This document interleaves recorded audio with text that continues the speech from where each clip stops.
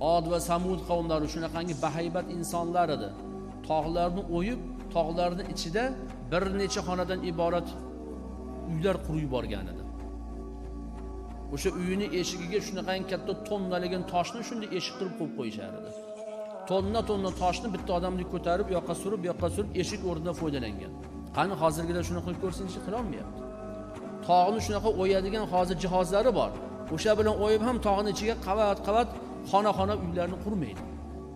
Ular nima bilan o'ygan ekan bu toshlarni? Ana ular kuch-quvvatiga ishondi.